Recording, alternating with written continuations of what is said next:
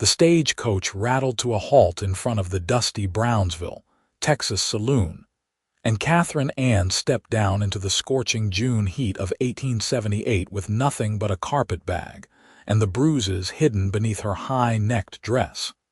She had traveled 3 weeks from St.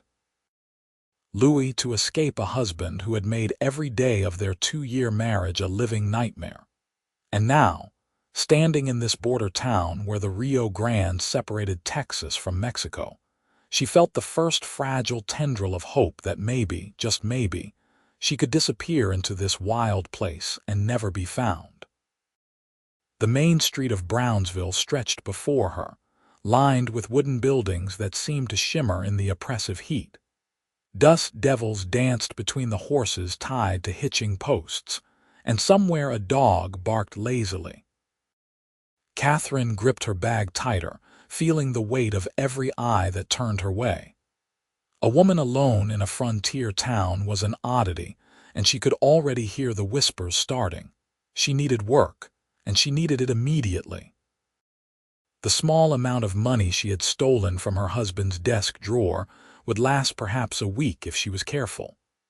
After that, she would be destitute in a town where she knew no one and had no prospects. The saloon door swung open and a tall man stepped out onto the wooden walkway.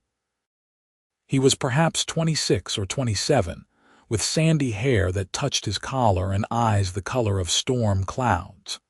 He wore dusty trail clothes and a gun belt that sat low on his hips, and when he looked at her, Katherine felt something shift in the air between them. "You look lost, madam," he said, his voice carrying the soft drawl of someone who had spent his life in Texas. Katherine straightened her shoulders, determined not to show weakness. "I am looking for employment. Do you know of anyone in town who might be hiring?" The cowboy studied her for a long moment, and Katherine had the unsettling feeling that he could see right through her carefully constructed composure to the fear and desperation beneath. "What kind of work are you looking for?" "Anything respectable," she said quickly. "I can cook, clean, so." "I have experience keeping house and managing accounts." A woman in a faded calico dress stopped on the walkway, openly staring. Katherine felt heat rise to her cheeks that had nothing to do with the Texas sun. "There is a boarding house 2 streets over," the cowboy said. "Mrs. Chen, who runs it, mentioned last week that she needed help. Her arthritis has been troubling her something fierce." He touched the brim of his hat. "I would be happy to walk you there and make the introduction." Katherine hesitated. She had learned the hard way not to trust men, especially not handsome strangers with kind eyes and offers of help. But she had few options, and standing in the middle of the street with her carpet bag was not going to solve her problems. "That is very kind of you," she said carefully. "I would appreciate the introduction." The cowboy picked up her bag before she could protest, slinging it over his shoulder as though it weighed nothing. "Name is Owen Quinn," he said as they started walking. "I work at the Triple R Ranch about 10 miles outside of town." "Katherine Anne," she replied, then caught herself. Using her real name was foolish. But it was too late now, and perhaps in a town this far from St. Louis it would not matter. They walked in silence for a moment, their boots raising small clouds of dust with each step. The heat was suffocating, pressing down like a physical weight. Katherine could feel sweat trickling down her spine beneath the layers of her traveling dress. "You come far?" Owen asked. "Far enough."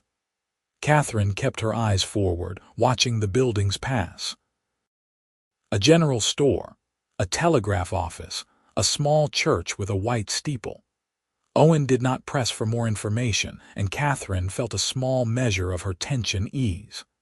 They turned down a side street where the buildings were more residential, small houses with gardens struggling against the heat. At the end of the street stood a 2-story structure with a wraparound porch and a hand-painted sign that read Chen's boarding house. Owen climbed the porch steps and knocked on the door. A moment later, It opened to reveal a small Chinese woman with iron gray hair pulled back in a tight bun. Her face was lined with age and pain, but her dark eyes were sharp and assessing. "Owen Quinn," she said, her accent carrying the musical lilt of Cantonese beneath the English words. "What brings you to town on a Thursday? Brought you some help, Mrs. Chen," Owen said, stepping aside so Katherine could come forward. "This is Katherine Anne. She is new to Brownsville and looking for work. I remembered you mentioning you needed assistance. Mrs. Chen looked Katherine up and down with the thoroughness of someone who had learned to read people quickly and accurately. Katherine forced herself to stand still under the scrutiny, meeting the older woman's gaze steadily. "You run away from something?" Mrs. Chen asked bluntly. Katherine's breath caught in her throat. For a moment she considered lying, but something in Mrs. Chen's eyes told her that dishonesty would get her nowhere. "Yes," she said quietly. "You bring trouble to my door. I hope not. I just need a chance to start over. Mrs. Chen nodded slowly, as if this answer satisfied her. "I have 6 rooms I rent to miners, ranch hands, traveling salesmen. I provide 2 meals a day, clean linens once a week, and a roof that does not leak much. My hands do not work so well anymore." She held up her gnarled fingers, swollen at the knuckles. "I need someone to help with the cooking, the washing, the heavy work. Room and board plus $2 a week. You work hard, we get along fine." $2 a week was not much, but with room and board included, Katherine would at least have security. "When can I start?" "Right now." "Owen, you bring her bag upstairs to the small room at the end of the hall. Katherine, you come with me to the kitchen. If you can make decent biscuits, the job is yours." Owen caught Katherine's eye and gave her a small smile that made something flutter in her chest. "Good luck," he said, then disappeared into the house with her carpet bag. Katherine followed Mrs. Chen through a neat parlor and into a large kitchen that smelled of lye soap and bacon grease. The older woman pointed to a flour barrel, a crock of lard, and a bowl of buttermilk. "Show me." Katherine removed her gloves and rolled up her sleeves, exposing the yellowing bruises on her forearms. She heard Mrs. Chen's sharp intake of breath, but did not look up, focusing instead on the familiar ritual of making biscuits. Her mother had taught her when she was 7 years old, and her hands remembered the proportions even when her mind was elsewhere. She worked the dough quickly and efficiently, cutting out rounds and placing them on a baking sheet. Mrs. Chen stoked the fire in the cast iron stove, and soon the biscuits were baking, filling the kitchen with their warm, yeasty scent. Owen appeared in the doorway just as Katherine was pulling the golden biscuits from the oven. "Your room is all set," he said, but his eyes had caught on her exposed forearms, and Katherine saw his expression darken. She quickly lowered her sleeves, but it was too late. "Thank you for your help, Mr. Quinn," she said, making her voice as dismissive as possible. Owen looked like he wanted to say something, but Mrs. Chen intervened. "You have done your good deed for the day, Owen. Katherine and I have business to discuss." He nodded reluctantly, touching his hat brim again. "Madam, Mrs. Chen." But as he turned to leave, he paused in the doorway. "If you need anything, Katherine, anything at all, you can find me at the RRR or leave word at the saloon." Then he was gone, his bootsteps echoing on the wooden floor and then fading down the porch steps. Mrs. Chen broke open one of the biscuits, steam rising from the fluffy interior. She took a bite, chewed thoughtfully, and nodded. "You will do. We serve breakfast at 6, supper at 6. Boarders do their own laundry, but we wash the bedding and towels. Market day is Saturday. I will teach you the routine." Katherine felt her knees go weak with relief. She had a job. She had a place to stay. For the first time in 2 years, she felt like she could breathe. "Thank you, Mrs. Chen. You will not regret this." The older woman's expression softened slightly. I was young once in a strange place, running from things I could not face. Someone helped me. Now I help you. But Katherine, if the thing you are running from finds you, I need to know. I will not have my other boarders put in danger. My husband, Katherine said, the word tasting bitter on her tongue. I left him in St. Louis. He is a banker, very concerned with his reputation. I do not think he will follow me this far. Men are proud creatures, Mrs. Chen said. Sometimes pride makes them do foolish things. You keep your eyes open. And that cowboy, he has a good heart. If you need protection, he is the kind of man who would provide it. Katherine thought of Owen's storm-gray eyes, the way he had looked at her bruises with such anger. I do not need a man to protect me. I just need to learn to protect myself. Mrs. Chen smiled, a small, knowing expression. Sometimes we need both. The days fell into a rhythm that Katherine found both exhausting and comforting. She rose before dawn to start the breakfast fires, cooking enormous quantities of eggs, bacon, flapjacks, and biscuits for the boarding house residents. After breakfast, there was cleaning, endless cleaning, sweeping floors and beating rugs and scrubbing pots until her hands were red and raw. Then came the preparation for supper, and after supper, more cleaning, mending linens, preparing for the next day. She fell into bed each night too tired to dream, and woke each morning to do it all again.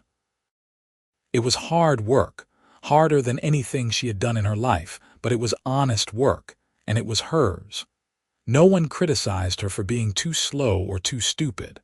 No one grabbed her arm hard enough to leave marks or shoved her into walls when she displeased them.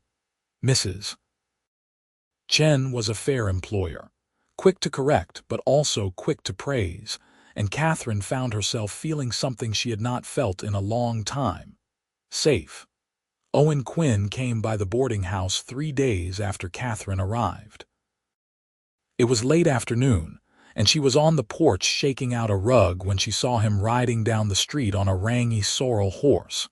He dismounted and tied the horse to the hitching post, then climbed the porch steps with a package wrapped in brown paper. "Afternoon, Katherine," he said. "Is Mrs. Chen available? She is resting. Her joints have been troubling her today." Katherine set the rug aside, trying to ignore the way her heart had sped up at the sight of him. "Can I help you with something?" Owen held out the package. "I was at the general store and saw this. Thought it might be useful for Mrs. Chen's arthritis. It is a liniment my mother used to make. Helped her considerable." Katherine took the package, feeling the weight of a glass bottle inside. "That is very thoughtful. I will make sure she gets it."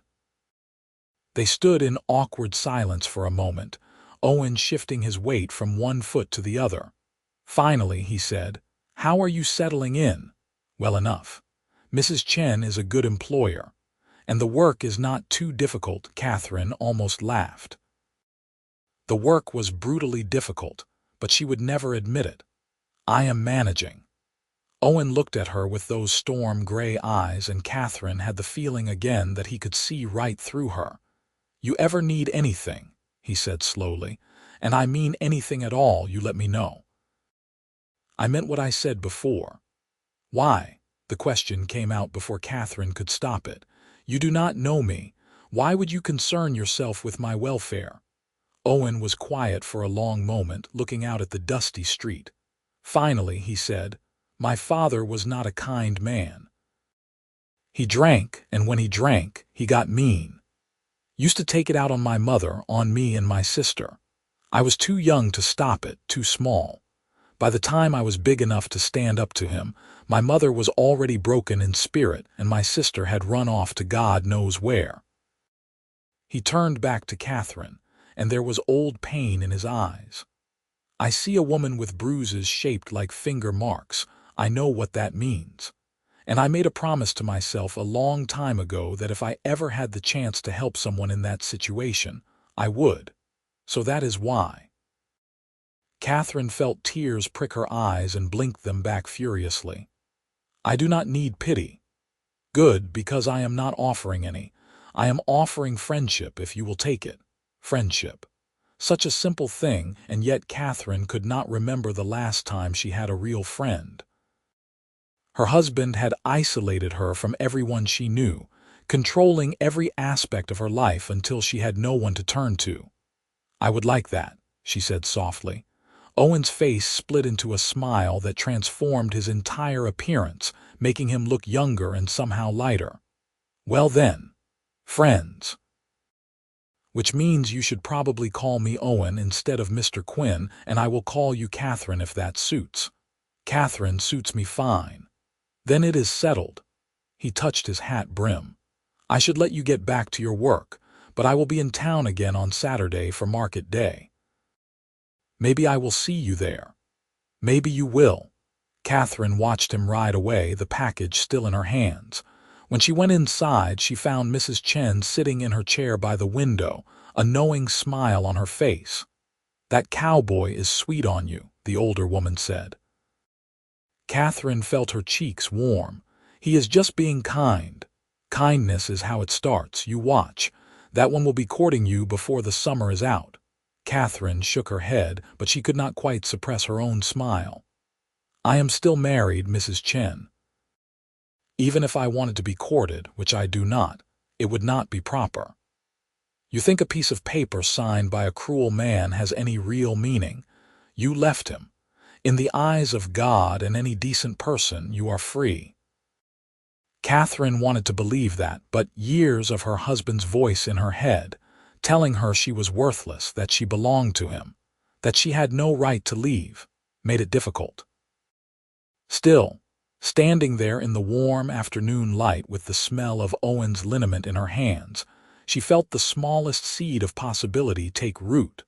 Saturday arrived with clear skies and temperatures that promised to be punishing by midday. Katherine accompanied Mrs.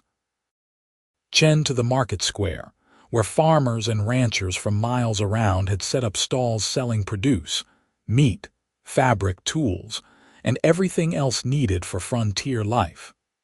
The square was crowded, full of haggling voices and the smell of livestock and fresh bread. Mrs. Chen moved slowly through the stalls, inspecting vegetables with a critical eye and bargaining with vendors in a mixture of English and Cantonese. Katherine followed with a large basket, marveling at the variety of goods available. She had expected Brownsville to be a rough, primitive place, but the town had a vitality and diversity that surprised her. They were examining a display of summer squash when Katherine heard a familiar voice. "Mrs. Chen, Katherine. Good morning." Owen stood beside a wagon loaded with supplies, looking freshly scrubbed and wearing a clean shirt. He smiled at them both, but his eyes lingered on Katherine. "Owen Quinn, you are early today," Mrs. Chen said. "Usually, you do not arrive until the good vegetables are already picked over." Turned out I had extra motivation to get here on time. His gaze had not left Katherine's face. Mrs. Chen made a sound that might have been a laugh or a cough. "I need to speak with the butcher about a delivery. Katherine, you continue with the vegetables. I will meet you at the fabric stall in 20 minutes. Before Katherine could protest, the older woman had disappeared into the crowd, leaving her alone with Owen. "That was not subtle," Katherine said, but she was smiling. "Mrs. Chen is many things, but subtle is not one of them." Owen picked up a tomato, examining it as if it held the secrets of the universe. "Truth is, I was hoping I would run into you. Would you let me buy you some lemonade? There is a vendor on the other side of the square who makes it with real lemons brought up from Mexico." Katherine knew she should say no. Accepting drinks from men, even in broad daylight in a public market, was the kind of thing that led to expectations and complications. But Owen's expression was so hopeful, and it had been so long since anyone had offered her something simply because they wanted to make her happy. "Lemonade sounds wonderful," she heard herself say. They made their way through the crowded market. Owen clearing a path with his broad shoulders. The lemonade vendor was a Mexican woman with a round, cheerful face who greeted Owen like an old friend. He purchased 2 glasses of the pale yellow liquid, and Katherine took a sip, closing her eyes at the perfect balance of tart and sweet. "Good?" Owen asked. "Heavenly. I have not had real lemonade since I was a girl." They found a spot of shade beneath a cottonwood tree at the edge of the square and stood watching the crowd. For a few minutes, neither of them spoke, content to drink their lemonade and observe the organized chaos of market day. "Can I ask you something?" Owen said finally. Katherine tensed, preparing herself for questions about her past, her husband, the bruises. "You can ask. I cannot promise I will answer." "Fair enough. What made you choose Brownsville? Of all the places you could have gone, why here?" The question surprised her. "It was far," she said simply, "and it was a place where no one would know me, where I could just be Katherine instead of Katherine the banker's wife, Katherine the woman who could not do anything right, Katherine the disappointment." Owen's jaw tightened. "Any man who made you feel like a disappointment is a fool. You do not know me well enough to say that. I know enough. I know you are brave enough to leave a bad situation and start over in a strange place. I know you work harder than any 2 men I have met.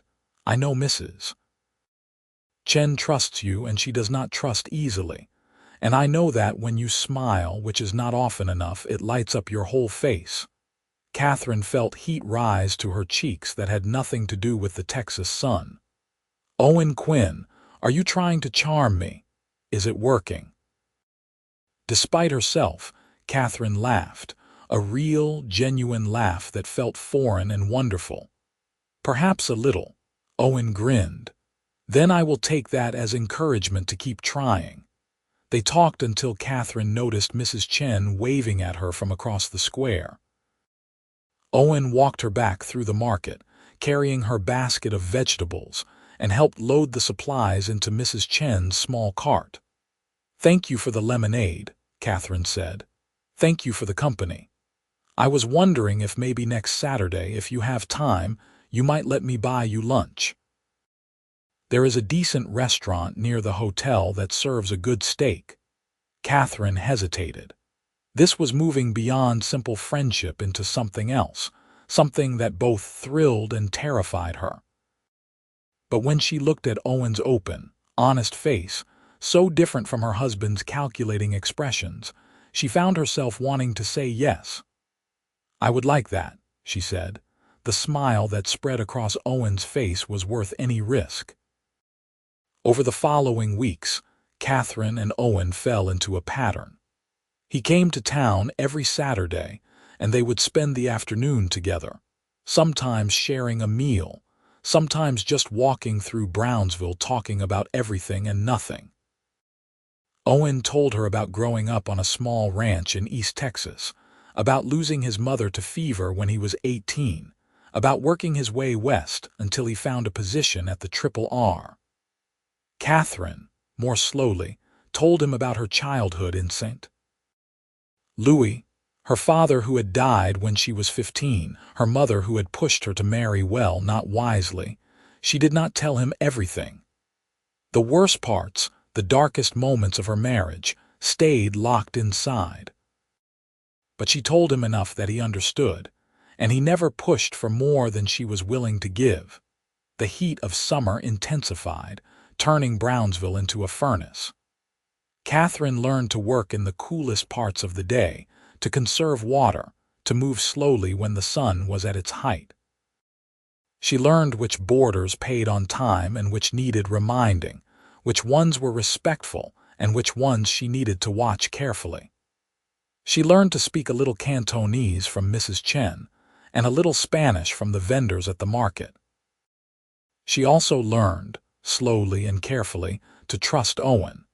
He was patient in a way that spoke of deep kindness, never demanding more than she was ready to give. When he held her hand for the first time, it was so gentle that Katherine almost cried. When he kissed her, Weeks later, under the cottonwood tree at the edge of town, it was sweet and tentative, asking rather than taking. "I am still married," she whispered against his mouth. "I do not care about a piece of paper," Owen said. "I care about you." It was late August when the telegram arrived. Katherine was in the kitchen preparing supper when Mrs. Chen came in, her face grave, holding a yellow envelope. "This came for you," she said. Katherine's hands shook as she took the telegram. Only one person knew she was in Brownsville, her mother. She had sent one letter months ago, a brief note saying she was safe and not to worry. Her mother must have told someone, must have let something slip. She opened the telegram with trembling fingers and read the brief message. "Know where you are. Stop. Coming to bring you home. Stop. Leave now and make it worse. Stop." There was no signature, but Katherine did not need one. She knew her husband's terse style, his threatening tone, even in 10 words over a wire. "Katherine, what is it?" Mrs. Chen took the telegram from her numb fingers and read it, her expression darkening. "We need to tell the sheriff. This is a threat." "The sheriff cannot do anything. I am legally his wife. He has every right to come for me." Katherine sank into a chair, feeling the walls of her new life closing in. "I should leave. If I go now, maybe I can get to Mexico before he arrives. I have a little money saved." "You will do no such thing. This is your home now. We will figure something out." But Katherine could not see how. The law was on her husband's side. He could drag her back to St. Louis, and there was nothing anyone could do to stop him. Owen arrived at the boarding house an hour later, his face dark with anger after Mrs. Chen sent one of the boarders to fetch him. He found Katherine on the back porch, staring out at the dusty yard without seeing it. "Mrs. Chen told me," he said quietly, sitting down beside her on the steps. "We are not going to let him take you. We do not have a choice. The law says I belong to him." "The law is wrong." Katherine turned to look at him, this good, kind man who had come into her life like an answered prayer. "Owen, you cannot fight this. He will come with the sheriff with legal papers. There is nothing you can do." Owen took her hands in his calloused fingers warm and strong. "When is he coming?" "I do not know. The telegram did not say. Days, maybe, a week at most. Then we have time." Owen's eyes were intense, boring into hers. "Katherine, I know we have not known each other long, but I need you to hear me. I love you. I have loved you since the day I saw you step off that stagecoach looking scared and brave at the same time. And I am not going to stand by and watch some bastard drag you back to a life that was killing you." Katherine felt tears spill down her cheeks. "I love you too. That is why I have to leave. If I stay, this will destroy you too. No, if you leave, that will destroy me. So we are going to find another way." "What other way?" "There is no legal recourse. I am his property." Owen was quiet for a long moment, his jaw working as he thought. Finally, he said, "There might be one option. It is not without risk, and I will understand if you say no. But it would put you beyond his reach." "What are you talking about?" "Mexico is less than a mile from here. Mexican law does not recognize American marriages unless they are registered in Mexico. If you cross the border, if you established residence there, he would have no legal claim on you. You would be free." Katherine shook her head. "I do not speak Spanish. I have no money, no way to support myself in Mexico. You would not be alone." Owen squeezed her hands. "I would come with you. I have savings enough to buy a small place, maybe start a ranch. We could build a life there together." "Owen, I cannot ask you to give up everything for me." "You are not asking. I am offering. Katherine, the triple R is just a job. You are my future. If that future is in Mexico, then that is where I want to be." Katherine looked into his storm-gray eyes and saw absolute certainty. This man, who had known her for mere months, was willing to leave his country, his livelihood, everything he knew to protect her. It was overwhelming and humbling and more than she had ever dared to hope for. "Are you sure?" she whispered. "I have never been more sure of anything in my life." Katherine thought about her options. She could run alone, always looking over her shoulder, always afraid. She could stay and be dragged back to St. Louis and a life of misery. Or she could take this leap of faith with a man who had shown her what real love looked like. "When would we leave?" "Tonight. The longer we wait, the greater the chance he arrives. I will go to the ranch, draw out my savings, gather some supplies. We can cross the river at dawn and be in Matamoros by breakfast. From there, we can travel south, find a place where no one will ask questions." It was insane. It was reckless.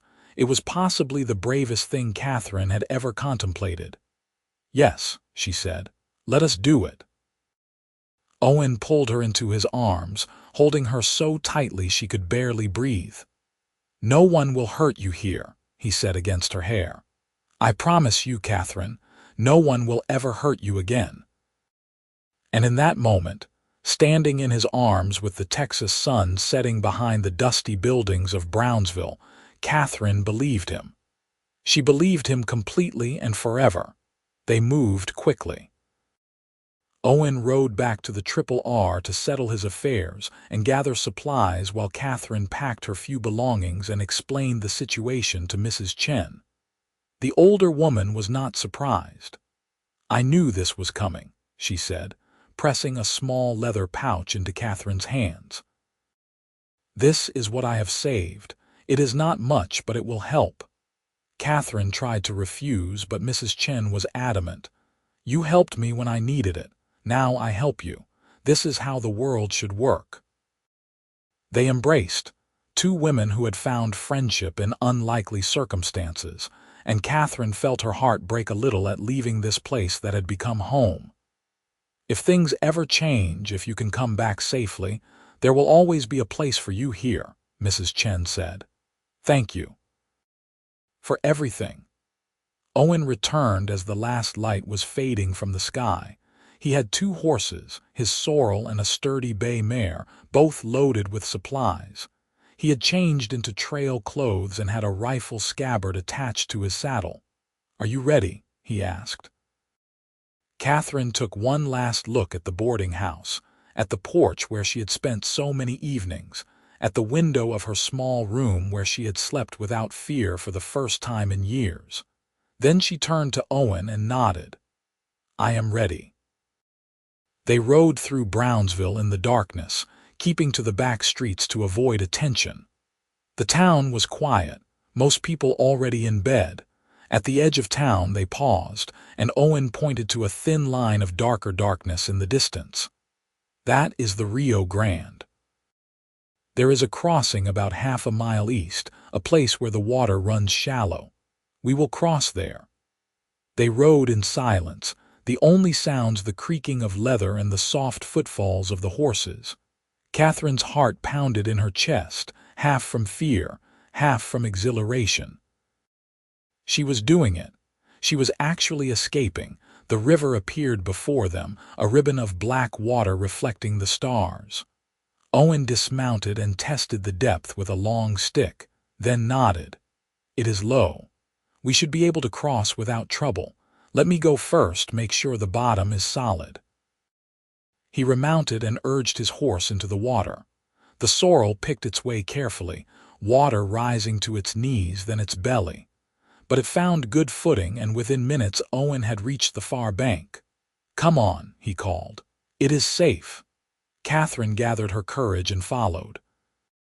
The bay mare was sure-footed and calm, and the crossing that had seemed so momentous was over in less than 5 minutes.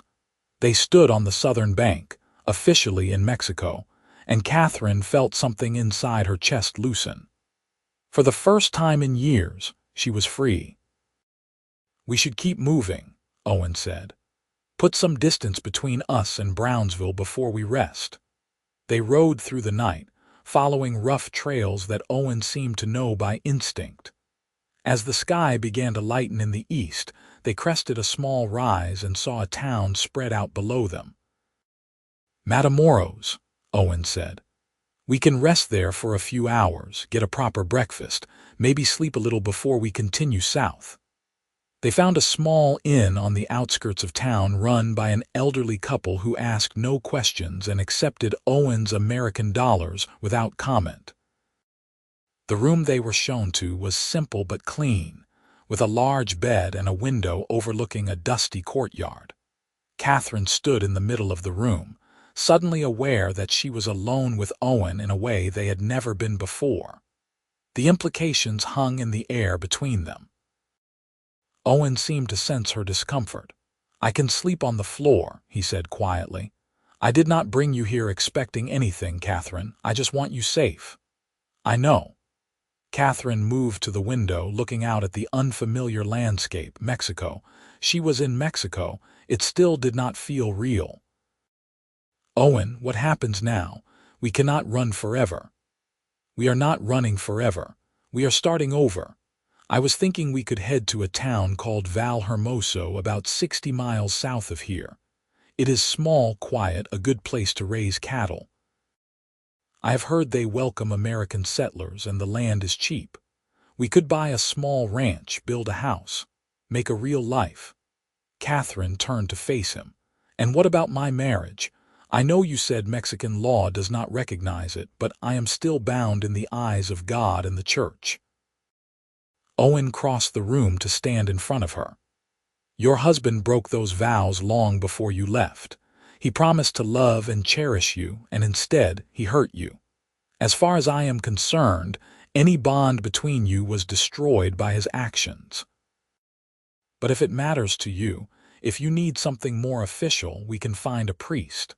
Mexican law does allow for divorce in cases of cruelty." "I want to marry you," Katherine said, the words tumbling out before she could stop them. "Not because I need legal protection, but because I love you. Because you are the best man I have ever known. Because when I think about my future, you are the only thing I see." Owen's face transformed, joy replacing the worry that had been etched there. "Then we will make it happen. We will find a way to dissolve your first marriage and make you my wife properly. I will spend the rest of my life making sure you never regret this decision." He kissed her then, and it was different from their previous careful, chaste kisses. This was a kiss of promise and passion, a kiss that spoke of futures and forever. Katherine melted into him, letting go of the last remnants of fear and doubt. When they finally pulled apart, both breathing hard, Owen rested his forehead against hers. "We should get some rest. We have a long ride ahead of us tomorrow." "Stay with me," Katherine said. "No more floors. No more distance between us. I trust you, Owen, completely." They lay down together on the bed, fully clothed, and Katherine curled into Owen's side, her head on his chest. She could hear his heart beating steady and strong, and within minutes, lulled by the rhythm and the warmth and the overwhelming sense of safety, she fell into the deepest sleep she had known in years. They woke in the early afternoon to the sounds of the town coming to life around them. After a meal of beans and tortillas at a small cafe, they set out again, heading south on roads that grew progressively rougher and more remote. Valhermoso turned out to be less a town and more a collection of ranches and farms clustered around a small plaza with a church and a general store. The land was flat and scrubby, but Owen looked at it with the eyes of a man who saw potential. They found lodging with a rancher named Rodrigo Salazar, a weathered man in his 50s who had built his spread from nothing and seemed to respect others who were willing to do the same. When Owen explained that they were looking to buy land and start a ranch, Salazar nodded thoughtfully. "There is a piece of land about 5 miles east that has been abandoned for 2 years. The man who owned it died, and his children had no interest in ranching. 100 acres with a spring-fed creek. The house is small and needs work, but the land is good. I can arrange a purchase if you are interested." They rode out to see it the next day. The house was indeed small and in need of repair, but it had good bones. The land was exactly as Salazar had described, flat grazing land with decent grass and a reliable water source. Owen walked the property with the eye of an experienced rancher, and Katherine could see the calculations running behind his eyes. "We could make this work," he said. "It will take time and effort, but we could build something here." "Then let us do it," Katherine said. The purchase was arranged through Salazar, who acted as their intermediary with the land office in Matamoros. Owen's savings were enough to buy the land outright, with some left over for supplies and a small starter herd of cattle. Within 2 weeks, they were standing in front of their own house on their own land, looking at their own future. The work was brutal. The house needed a new roof, new windows, repairs to the walls and floors. The land needed to be surveyed and fenced. They had to dig a well closer to the house and build a barn and a corral. Owen worked from sunup to sundown, and Katherine worked beside him, learning to hammer nails and mix adobe, and 100 other tasks she had never imagined doing.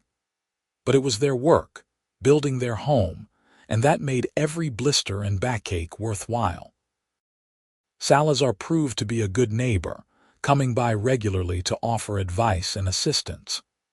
His wife, Maria, a kind woman with a gift for healing, took Katherine under her wing, teaching her Spanish and the practical skills needed for frontier life. Through Maria, Katherine learned to make tortillas, to preserve food, to treat minor injuries and illnesses. She also learned about the community, the other ranchers and farmers who made up the fabric of Val Hermoso.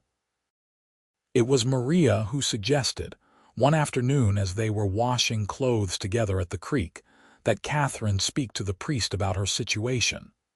"Father Tomás is a practical man," Maria said.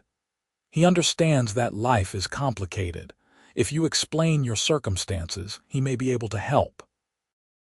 Katherine had been avoiding this conversation, afraid of judgment and condemnation, but she knew it needed to happen.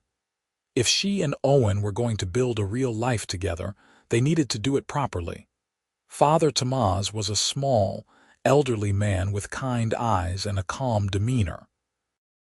Katherine met with him in the small church, sitting in a pew while Owen waited outside. She told him everything, holding nothing back, from her disastrous first marriage to her flight to Mexico to her love for Owen. When she finished, the priest was quiet for a long moment. "Finally," he said, "the church teaches that marriage is sacred and indissoluble, but the church also teaches that we are to act with mercy and compassion. Your first marriage was not a true union of souls. It was a prison. I believe God would not want you to remain imprisoned. So you will help us." Mexican law allows for civil divorce in cases of abandonment and cruelty. Once the divorce is granted, you and Owen can marry in the church with a clear conscience. The process will take time, several months perhaps, but it can be done. Katherine felt tears of relief streaming down her face. "Thank you, Father. Thank you so much." "Thank Owen," Father Tomás said with a small smile. "He is the one who came to me 3 days ago to inquire about the process. He wanted to make sure there was a path forward before giving you false hope." Katherine found Owen sitting on the church steps, his hat in his hands, looking nervous. When he saw her crying, he jumped to his feet in alarm. "What happened? What did he say?" Katherine threw her arms around his neck. "He said we can do it. He said we can get a divorce and get married properly. Owen, we can have a real future." Owen lifted her off her feet, spinning her around, his laughter echoing off the church walls. "We are going to do this right. I am going to marry you properly before God and everyone. You are going to be Katherine Quinn, and no one will ever question your right to that name." The divorce proceedings were handled through the court in Matamoros, with Salazar once again acting as their intermediary. Katherine had to provide testimony about the abuse she had suffered, and Owen had to testify as a witness to her character. It was a difficult and painful process. Dredging up memories Katherine would have preferred to leave buried. But in December of 1878, 6 months after her arrival in Brownsville, Katherine received official documentation that her marriage to her first husband was dissolved under Mexican law. She was legally free. Owen insisted on doing things properly. He proposed formally, on one knee in front of their half-finished house, with a simple gold ring he had commissioned from a jeweler in Matamoros. Katherine said yes through happy tears, and they set a date for the wedding in late January. Maria Salazar took charge of the arrangements with the enthusiasm of someone planning for her own daughter. She enlisted the other ranch wives to help prepare food, decorate the church, and make Katherine a proper wedding dress. Katherine protested that it was too much, that a simple ceremony would be sufficient, but Maria would hear none of it. "You are part of our community now," she said firmly. "We take care of our own, and besides, we do not get many chances to celebrate. Let us have this." The day of the wedding dawned clear and cool, perfect weather for late January. Katherine stood in the small room at the back of the church, looking at herself in the mirror Maria had brought. The dress was simple white cotton with lace at the collar and cuffs, but it fit perfectly and made Katherine feel beautiful in a way she never had before. Maria adjusted Katherine's veil, a delicate mantilla that had belonged to her own grandmother. "You are ready," she said, her eyes shining with tears. "Owen is a lucky man." "I am the lucky one," Katherine said. The church was packed with people, more than Katherine had realized lived in the area. Ranchers and farmers and their families, all dressed in their best, had come to witness the union. And at the front, standing beside Father Tomas, was Owen in a new suit, his hair neatly combed, looking at Katherine as she walked down the aisle like she was the answer to every prayer he had ever uttered. The ceremony was in Spanish, which Katherine now understood well enough to follow. When Father Tomas asked if she took Owen Quinn to be her lawfully wedded husband, she answered in clear, confident Spanish. "Sí, lo tomo." "Yes, I do." Owen's "sí, lo tomo" was equally firm. When Father Tomas pronounced them husband and wife, Owen kissed Katherine with such joy and tenderness that the entire congregation erupted in applause and cheers.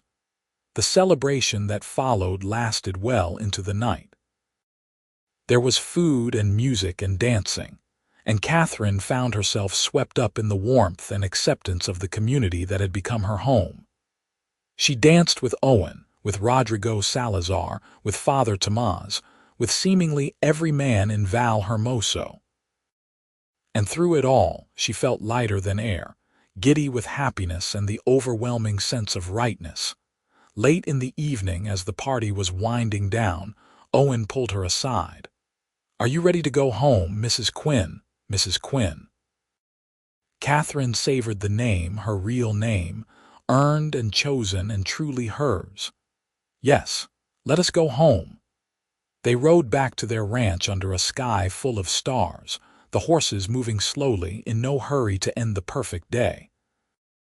When they arrived, Owen dismounted and helped Katherine down, then swept her into his arms and carried her over the threshold of their little house. Their wedding night was tender and sweet, a coming together of two souls that had been searching for each other. Owen was gentle and patient, and Katherine discovered that physical intimacy could be something beautiful and joyful rather than painful and degrading. They made love slowly, learning each other's bodies, and afterward lay tangled together, talking and laughing until sleep finally claimed them. The months that followed were the happiest of Katherine's life. The ranch thrived under Owen's experienced management. The small herd of cattle they had purchased multiplied. They added chickens and pigs, planted a vegetable garden, improved the house room by room. It was hard work, but it was work done in partnership with mutual respect and love. In April, Katherine realized she was pregnant. She told Owen over breakfast, watching his face transform from confusion to understanding to pure, incandescent joy. "A baby," he breathed. "We are going to have a baby." "Are you happy?" Katherine asked, though she could see the answer written all over his face. "Happy does not begin to cover it. Katherine, you have given me everything. A home, a future, and now a child. I am the most blessed man alive."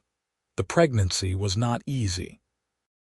Katherine suffered from terrible nausea in the early months and fatigue that left her struggling to complete even simple tasks. But Owen was attentive and supportive, taking on extra work without complaint, bringing her cool water and dry crackers when the sickness was bad, rubbing her feet when they swelled in the summer heat. Maria Salazar became Katherine's constant companion, teaching her what to expect, sharing the wisdom of her own 5 pregnancies. The other ranch wives offered their own advice and support, and Katherine marveled at the network of women who had embraced her so completely. In November of 1879, as the weather was finally cooling from the summer heat, Katherine went into labor. The birth was long and difficult, lasting nearly 20 hours. Maria and 2 other experienced midwives attended her, while Owen paced outside, wearing a path in the dirt. Finally, as dawn was breaking, a baby's cry pierced the air. Owen burst into the room to find Katherine exhausted but smiling, holding a tiny bundle wrapped in a soft blanket. "It is a boy," she said. "We have a son." Owen approached the bed with trembling steps, looking down at the tiny red face of his son with wonder. "He is perfect. You are perfect. Katherine, thank you. Thank you for this gift." They named him Thomas Owen Quinn after Owen's maternal grandfather. He was a healthy, robust baby with a powerful set of lungs and his father's gray eyes.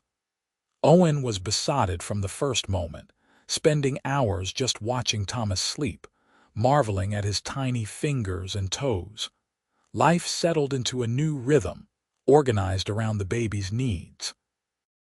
Katherine discovered reserves of strength she had not known she possessed, managing the demands of motherhood while still helping Owen run the ranch.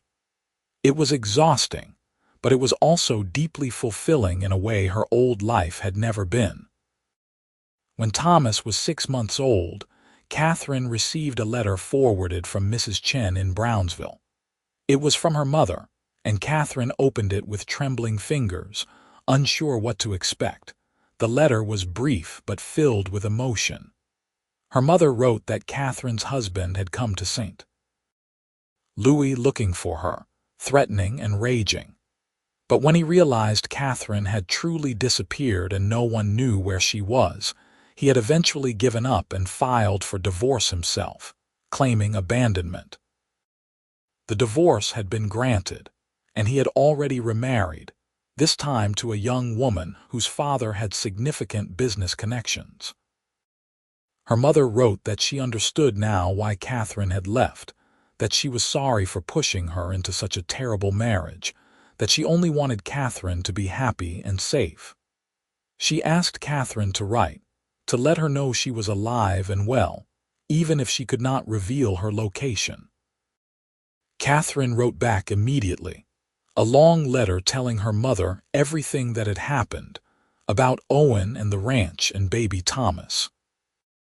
She did not provide their exact location, still cautious after everything she had been through, but she made it clear that she was happy, that she had found a good life and a good man. Her mother's response came 2 months later, full of joy and relief and blessing. She sent a package with clothes she had made for Thomas and a beautiful quilt. It was not quite forgiveness, because Katherine had done nothing that required forgiveness, but it was reconciliation, and that was enough. The years passed in a blur of work and growth and love. The ranch prospered, expanding from 100 acres to 200, then 300. Their cattle herd grew large enough to require hiring hands to help with the work. The house was expanded room by room until it was a proper ranch house with a parlor and a dining room and 4 bedrooms. Katherine and Owen had 3 more children. A daughter named Emma in 1881, another son named James in 1883, and another daughter named Sarah in 1886. The house was filled with noise and laughter and the organized chaos of a large family. Katherine became fluent in Spanish and fully integrated into the Val Hermoso community. She organized a school for the ranch children with Maria Salazar's help, teaching them to read and write in both English and Spanish. She tended to sick neighbors and delivered babies, and became the person people turned to when they needed help. Owen grew into his role as a prosperous rancher, respected throughout the region for his fairness and his skill with cattle. But he never forgot where they had come from, and every year on their wedding anniversary, he would take Katherine aside and repeat the words he had said to her that day in Brownsville. "No one will hurt you here. I will always keep you safe." And Katherine, looking into his storm-gray eyes, would believe him all over again, just as she had believed him that first time and every time since. In 1895, 17 years after their flight to Mexico, Katherine and Owen traveled back to Brownsville for the first time. Mrs. Chen had written that she was ill and wanted to see them one last time. They made the journey with their 4 children, now ranging in age from 16 to 9, showing them the place where their parents' story had begun. Brownsville had grown and changed, but the boarding house was still there, and Mrs. Chen was sitting on the porch in her rocking chair, looking older and frailer but with the same sharp eyes. "Katherine Anne," she said, smiling. "You came." Katherine embraced the woman who had given her a chance when she had nothing. "Of course I came. You saved my life, Mrs. Chen. No, you saved your own life. I just provided a place for you to land." Mrs. Chen looked at Owen, at the 4 healthy children, at the evidence of prosperity and happiness. "You have done well, both of you." They stayed in Brownsville for a week, and Katherine showed her children the market where she and Owen had first talked over lemonade, the church where they had attended services, the streets she had walked when she was still figuring out who she wanted to be. Mrs. Chen rallied during their visit, brightening with the presence of young people and the stories of their life in Mexico. But on the day before they were to leave, she called Katherine to her room. "I am dying," she said matter-of-factly. "I have known for months. The doctor says I have maybe 2 weeks left, maybe less." Katherine felt tears sting her eyes. "Mrs. Chen, I am so sorry. Do not be sorry. I have had a good life, a long life. I am ready." She took Katherine's hand in her gnarled fingers. "I wanted to see you one more time to know that you were happy, and you are. I can see it in your face, in the way Owen looks at you, in your beautiful children. You got the happy ending you deserved. Because of you, you gave me the foundation I needed to build this life. We helped each other. That is what people should do." Mrs. Chen smiled. "Go now. Go back to your ranch and your family. Live well, Katherine. That is the best thanks you can give me." Katherine kissed the older woman's forehead. "Thank you for everything." Mrs. Chen died 3 days after they returned to Val Hermoso. Katherine mourned deeply, but also felt a sense of peace. She had been able to say goodbye, to express her gratitude, to show Mrs. Chen the life she had helped make possible. The years continued to unfold in their steady rhythm. Thomas grew into a young man who loved ranching as much as his father, taking on more and more responsibility. Emma developed a talent for numbers and managed the ranch's accounts with precision. James was the dreamer, always with his nose in a book, eventually leaving to attend university in Mexico City. Sarah was the wild child, happiest on horseback, racing across the rangeland with her father. In 1900, as the new century dawned, Katherine and Owen sat on the porch of their ranch house, watching the sun set over their land. They were both in their 40s now, their hair showing threads of gray, their faces marked by years of sun and wind. But the love between them had only deepened with time. "You ever regret it?" Katherine asked. "Leaving Texas, giving up everything you knew?" Owen took her hand, his fingers still strong and calloused from a lifetime of work. "Not for a single moment. You are my home, Katherine. Wherever you are, that is where I belong. I love you, Owen Quinn. I loved you the moment you offered to help a scared woman off a stagecoach, and I will love you until my last breath. And I love you. You made me believe in second chances, in new beginnings. You showed me what it means to be truly brave." They sat in comfortable silence, hands entwined, watching the stars emerge one by one in the darkening sky. Around them, their ranch sprawled, a testament to their hard work and partnership. Inside the house, they could hear the sounds of their children arguing good-naturedly over a card game. This was the life Katherine had never dared to dream of during those dark years in St. Louis. This was the freedom she had risked everything to claim. And it had all started with a cowboy who had seen a woman in trouble and offered protection with a simple promise. "No one will hurt you here." She had believed him then, and she believed him still, and she would believe him forever. The Quinn Ranch continued to thrive into the new century. In 1905, Thomas married a lovely young woman named Isabel Ramirez from a neighboring ranch, and a year later, they presented Owen and Katherine with their first grandchild, a healthy baby boy they named Owen Thomas Quinn. Katherine held her grandson and marveled at the continuation of the family line, at the legacy she and Owen had built from nothing. Emma married a teacher from Matamoros and moved to the city, where she opened a successful business selling the beautiful quilts and embroidery she had learned to make from her mother and Maria Salazar. James, after completing his university education, surprised everyone by becoming a lawyer and returning to Val Hermoso to provide legal services to the ranching community.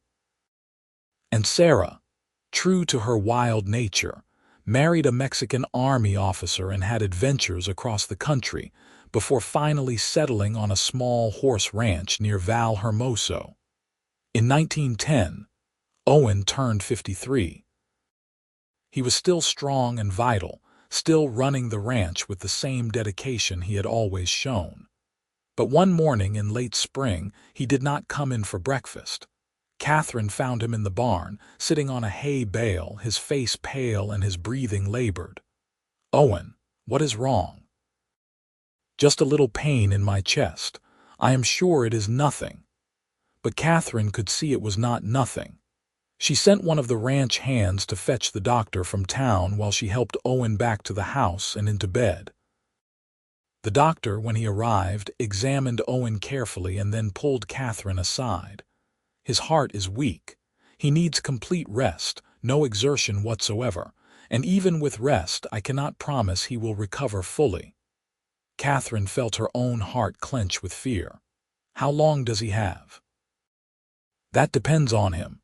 If he follows my orders, he could live for years, but he must stop working, stop pushing himself. Complete rest." Getting Owen to rest was like trying to stop the sun from rising.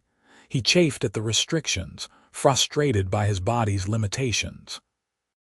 But Katherine was firm, enlisting Thomas and the ranch hands to handle all the physical work.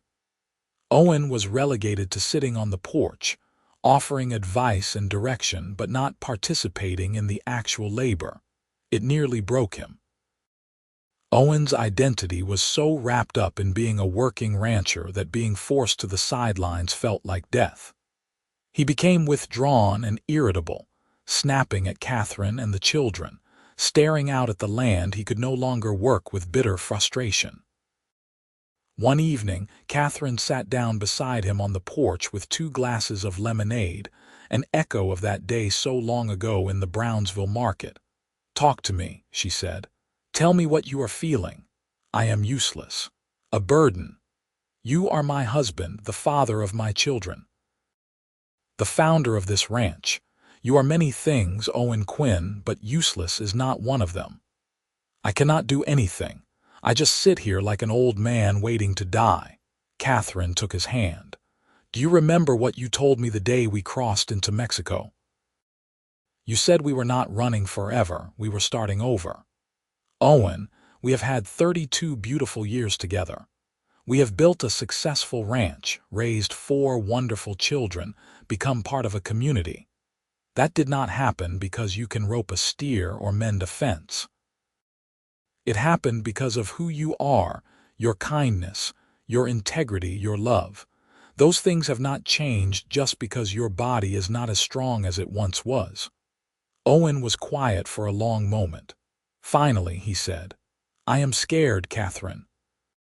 Scared of leaving you, scared of being a burden, scared that everything we built will fall apart without me.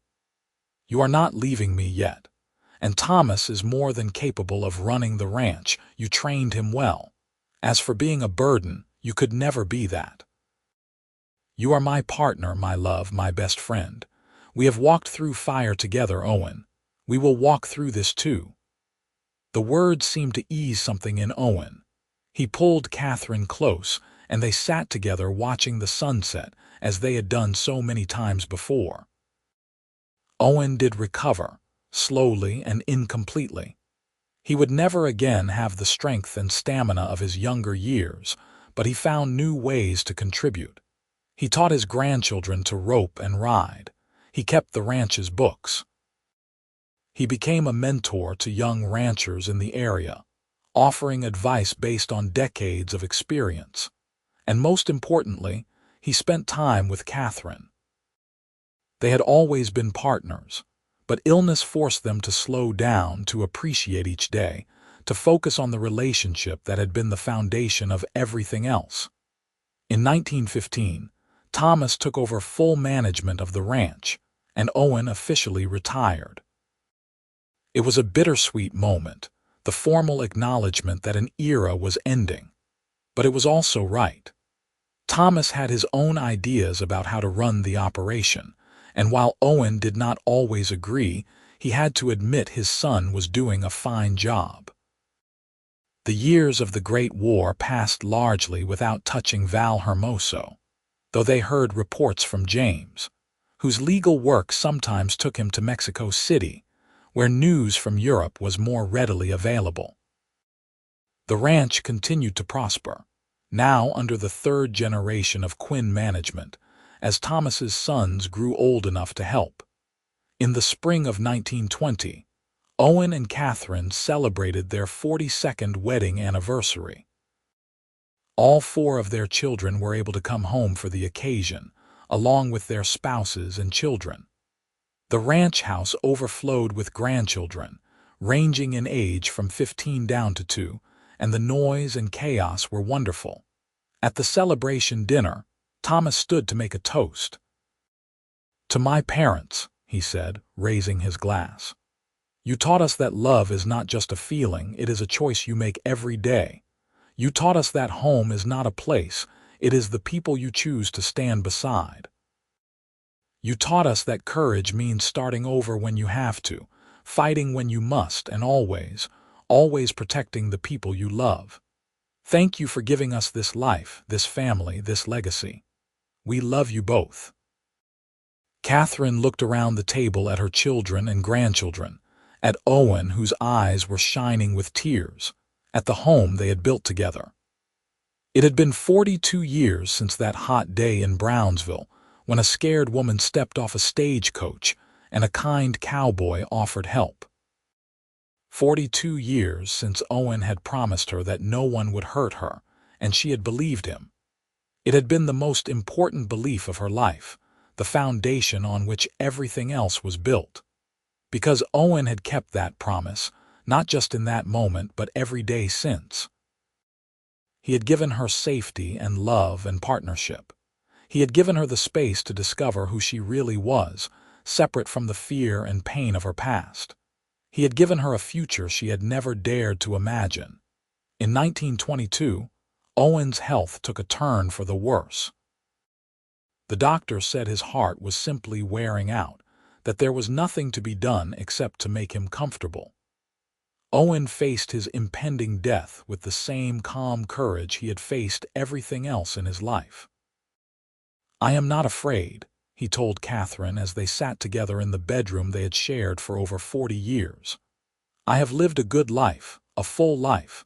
I have loved you and been loved by you, and that is more than most men can say." Katherine clutched his hand, tears streaming down her face. "I am not ready to lose you. You will never lose me. I will always be with you, in our children, in this ranch, in every sunset we watch together." Owen's breathing was labored now, each breath an effort. "Katherine, you saved me as much as I saved you. Before you, I was just drifting, going through the motions. You gave me purpose, you gave me a home. You made me the man I wanted to be. I love you, Owen Quinn. I have loved you since the beginning, and I will love you until the end of my days. And I love you, Katherine Quinn. Thank you for believing me all those years ago. Thank you for taking a chance on a cowboy who had nothing to offer but his heart." Owen died peacefully 2 days later, surrounded by his family, with Katherine holding his hand. He was 65 years old and had lived to see his ranch prosper, his children thrive, and his grandchildren grow strong and healthy. The funeral was attended by what seemed like the entire region. Owen had touched so many lives through his kindness and integrity, and the outpouring of grief and respect was overwhelming. He was buried on a hill overlooking the ranch with a simple headstone that read, "Owen Quinn, 1857–1922, beloved husband, father, and friend." Katherine grieved deeply, but not bitterly. She had known, from the moment Owen's health first failed, that their time was limited. She had made peace with it as much as anyone can make peace with losing the love of their life. And she had the comfort of knowing that they had used their time together well, that they had built something lasting and beautiful. She continued to live on the ranch, now surrounded by children and grandchildren. Thomas and Isabel had built a house on the property, and Katherine split her time between the original ranch house and their home. She taught her grandchildren to cook the recipes Maria Salazar had taught her so long ago. She told them stories of their grandfather, of Brownsville and the crossing into Mexico, of the early days when the ranch was nothing but potential and hard work. In 1925, Katherine received word that her mother had died in St. Louis. She was 83 years old and had lived to see her daughters triumph over adversity. Katherine traveled to St. Louis for the funeral, her first time back in the city since her flight so many years before. It was strange and unsettling to walk streets she had once known so well, to pass by the house where she had lived in such misery. But she was not the same woman who had fled in desperation. She was Katherine Quinn, successful ranch owner, mother of 4, grandmother of 9. She walked those streets with her head held high, a testament to the power of courage and new beginnings. In 1930, Katherine turned 70. Her children threw her a grand birthday celebration, inviting everyone from Val Hermoso and the surrounding ranches. It was a joyous occasion, filled with music and dancing, and the kind of warm community feeling that had characterized Katherine's life in Mexico. As the party wound down, Katherine found herself standing on the porch of the ranch house, looking out at the land that had been her home for over 50 years. Thomas came to stand beside her, now himself a man in his 50s, his own hair beginning to gray. "You and Papa built something special here," he said, "something that will last for generations. Your father built it, I just helped. No, Mama, you were equal partners in everything. Papa always said that. He said you were the strongest person he ever met, and the ranch succeeded because of your strength as much as his. Katherine felt tears prick her eyes. I miss him every day, I know, but he is still here in all of this. Thomas gestured at the ranch, the buildings and corrals and pastures. This is his legacy, and yours. Katherine lived for another 8 years, active and engaged until nearly the end. She died peacefully in her sleep in April of 1938 at the age of 78. Her funeral was even larger than Owen's had been, a testament to the respect and love she had earned over her decades in Val Hermoso. She was buried beside Owen on the hill overlooking the ranch. Her headstone read, Katherine Quinn, 1860–1938, beloved wife, mother, and matriarch. But those who knew her best knew that words on a stone could never capture the fullness of her life. The journey from terrified refugee to respected community leader, from broken woman to powerful matriarch. The ranch continued to thrive under Thomas's management, and then under his children's management. The Quinn name became synonymous with integrity and success in the region. But more than that, the Quinn family became known for something else. The belief that no one should face danger alone, that protection and safety are gifts to be offered freely, that love can heal even the deepest wounds. It was a legacy that started with a simple promise made by a cowboy to a scared woman on a hot day in Brownsville, Texas. No one will hurt you here, he had said, and she had believed him completely and forever.